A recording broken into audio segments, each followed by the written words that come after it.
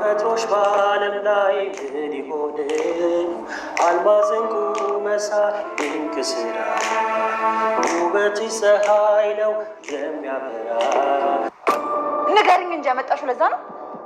ከጫፏ እንዳይደርስ አድርጌ ካላጋደምኩት እኔ መድበል አይደለም። እንጃ ብቻ ታሪ የሆነ ዘዴ ፈጥረን መልእክቱን በዛ ብንለዋወጥ አይሻልም? መልካም አስብበትና ሌላ የተሻለ አማራጭ ካለ ቢያንስ መገናኘቱን ቀነስ እናደርገዋለን። ጥሩ፣ በደንብ አስብበታለሁ። ሳቢዎቹን ያገኛል የሚባለው ነገር እውነት ነው ማለት ነው? ፈጣሪን ለመድብል አሳልፎ በመስጠት ሊቀጣኝ ምንም አይነት ለጊዜውም ቢሆን የምተርፍበት ማምለጫ የሚሆነኝ ሰበብ አጥቻለሁ። ካሌ ለመድብል አሳልፎ ከሚሰጠኝ ይልቅ የእግሬ ንጣቢ እየጠጣሽ ኑሪ ቢለኝ እሱን እመርጣለሁ። ምንም እንኳን የእግሩ ንጣቢ እየጠጡ መኖሩ ድረስ ቢሆን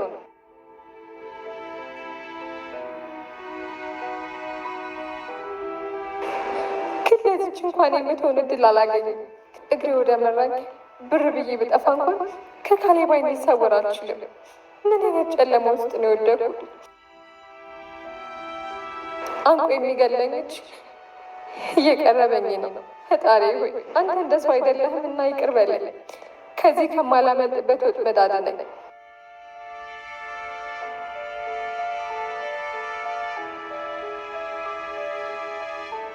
ከመሞቴ በላይ በጣም እያስፈራኝ ያለው እንደምሞት ማወቄ ነው።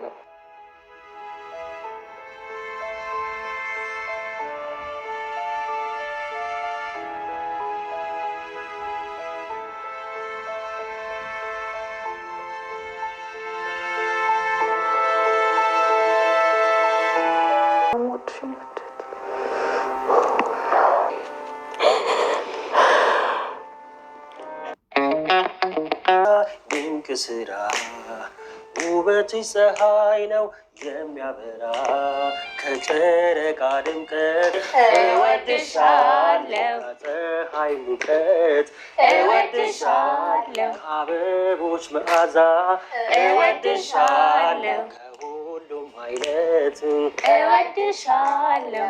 እንዳንቺ አላየሁም እስካሁን ተፈጥሮሽ በዓለም ላይ ምን ይሆን አልማዝ ዕንቁ መሳይ ድንቅ ስራ ውበትሽ ፀሐይ ነው የሚያበራ ውበትሽ ፀሐይ ነው የሚያበራ።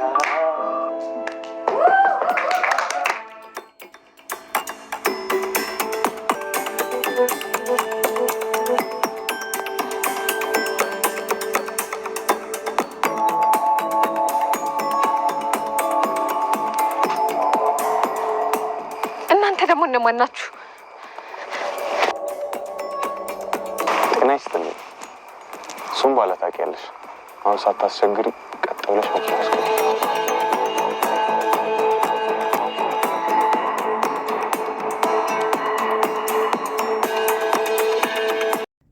ሰላም ውድና የተከበራችሁ የቻናሌ ቤተሰቦች እንዴት ናችሁ? ደህና ናችሁ? ሁላችሁም በያላችሁበት ሰላማችሁ ይብዛልኝ። ዛሬ ይዤላችሁ የመጣሁት ምሳሌ ድራማን ነው። ምሳሌ ድራማ እንግዲህ በአሁኑ ሰዓት በጣም ጥሩ ሁኔታ ላይ ነው ያለው። ተመስገን ብሩክም እየዳነ ነው። እንግዲህ ቆሞ ደግሞ እየተራመደ እንደምናየው ተስፋ እናደርጋለን። እውነት በጣም የአባትነት ጥግ ያየንበት በጣም መልካም አባት ለልጁ ምን ያህል መስዋዕትነት መክፈል እንዳለበት ህይወቱን አሳልፎ እስከ መስጠት እንደሚደርስ ያየንበት በጣም መልካም አባት ነው ማለት ነው ብሩክ።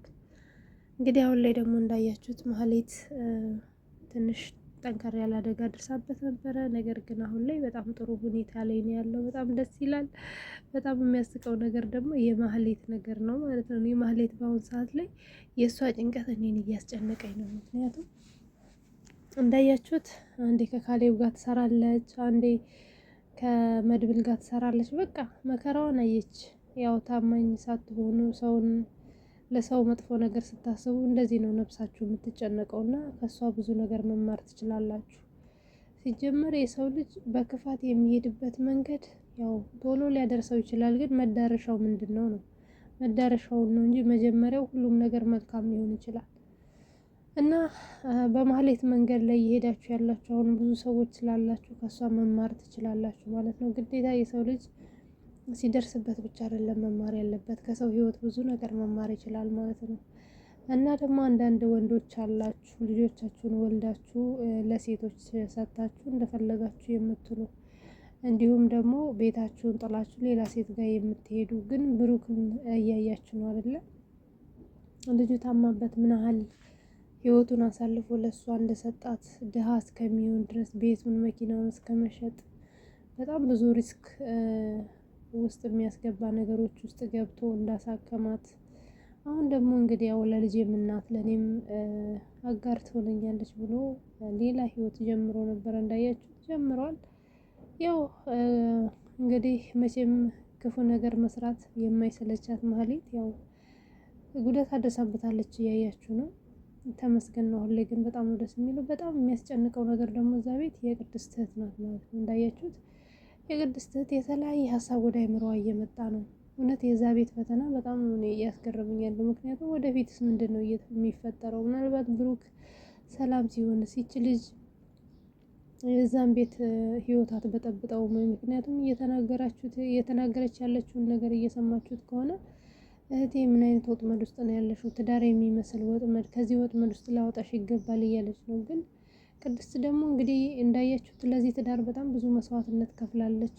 እንግዲህ ከሰራተኝነት ነው ወደ ሚስትነት የተቀየረችው። በዛ ላይ በጣም የምታፈቅረው የምትወደው ባሏ ነው። እሱም በጣም የሚያከብራት ሚስቱ ናት። እና አሁን ላይ ደግሞ ይሄ ነገር መፈጠሩ በጣም ነው የሚያሳዝነው ማለት ነው። በጣም ነው የሚያስጨንቀው። እንግዲህ የቅድስት እህት ወደ ገጠር ወደ ቤቷ ትመለስ የምትሉ ኮመንት ላይ አሳውቁኝ። እንግዲህ ድምጽ እንሆናለን ማለት ነው ሁላችንም በየቤታችን። ምክንያቱም ይሄ ትዳር ከዚህ ወዲያ መበጥበጥ አለበት ብዬ አላስብም። ከዚህ ወዲያ እንግዲህ ቅድስትና ብሩክ ወልደው በቃ ጥሩ ህይወት ላይ ሆነው ማየት ነው የምንፈልገው። በጣም ሁለቱም ዋጋ ከፍለዋል እና ውዶች እንግዲህ የእነሱ ሲቃይ ይብቃ ነው የምለው። በሌላ በኩል ደግሞ መድብል እንግዲህ አሁን ላይ በጣም ያመሸ መምጣት፣ ሌላ ቦታ እየቆየ መምጣት ጀምሯል ማለት ነው።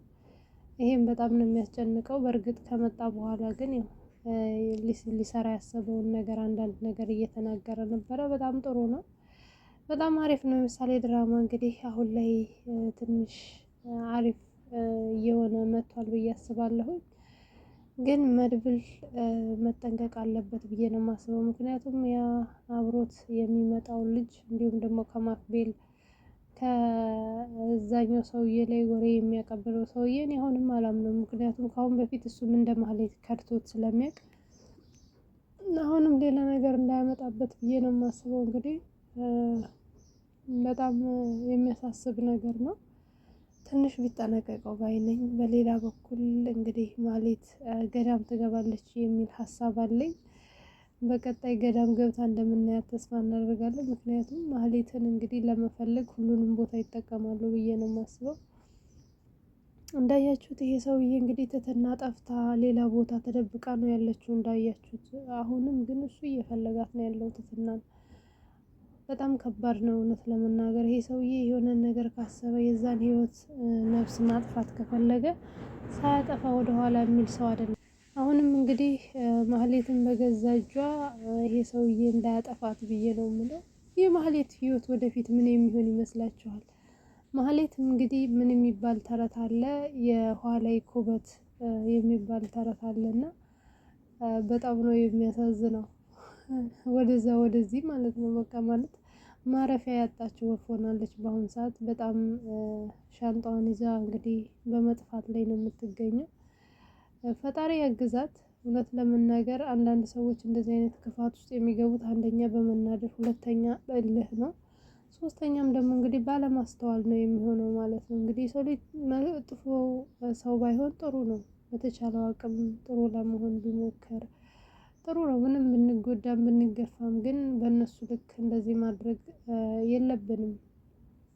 ምክንያቱም ማህሌትን እንግዲህ ከመጀመሪያው ከክፍል አንድ አይታችኋት ነበረ። ከክፍል አንድ ጀምሮ እንግዲህ የምሳሌ ህመም የታወቀው ያው ክፍል አንድ ላይ ነው እንዳያችሁት።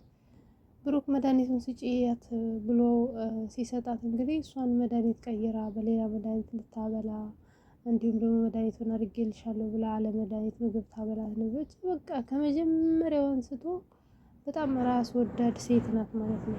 እና እንደዚህ አይነት ሰዎች ደግሞ ያው ጊዜያዊ ናቸው። ምክንያቱም ሳያስቡት ህይወታቸው ይበላሻል፣ ሳያስቡት ብዙ ነገር ውስጥ ይገባሉ። እና ውዶች እውነት ማለፉ ላይ ቀር የማይሆን ነገር አትስሩ።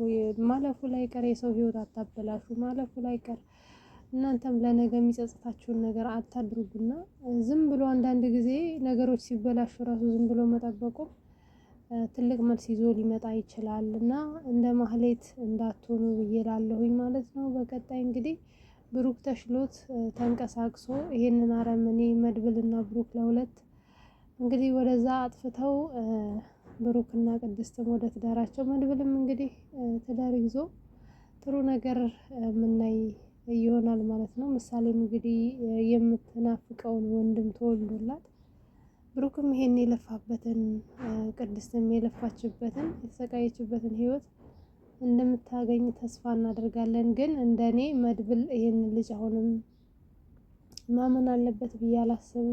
ያው መጠራጠር አይከፋም። ግን እሱ በተደጋጋሚ ጊዜ እየተገናኘ ነው ማለት ነው። እኔ በጣም እዛ ቤት አሁን ላይ እያሳሰበኝ ያለው ነገር አንደኛ መድብል ከዚህ ልጅ ጋር መገናኘቱና የቅድስት እህት ናቸው ማለት ነው። የቅድስት እህት ያው እንግዲህ በሂደት ካልተስተካከለች እያያቸዋት ከሆነ እንግዲህ እያሾለቀች ሰው ቁጭ ሲል ሳሎን ላይ በተለያየ ቦታ እየተደበቀች ሰዎችን ታያለች፣ የሚያደርጉትን ነገር ለመስማት ትሞክራለች። ግን ምንም ደስ የሚል ነገር አይደለም። ብቻ በቀጣይ ምን እንደምናይ አብረን የምናየው ነው የሚሆነው። አብራችሁኝ ስለቆያችሁ በጣም የማመሰግነው። ከአሁን በኋላ እንግዲህ እንደምንም ብዬ ለመምጣት እሞክራለሁ። ስለምታበረታቱኝ፣ ላይክ ሼር ስለምታደርጉ አመሰግናለሁ። አሁንም አብሮነታችሁ ይቀጥል። አመሰግናለሁ።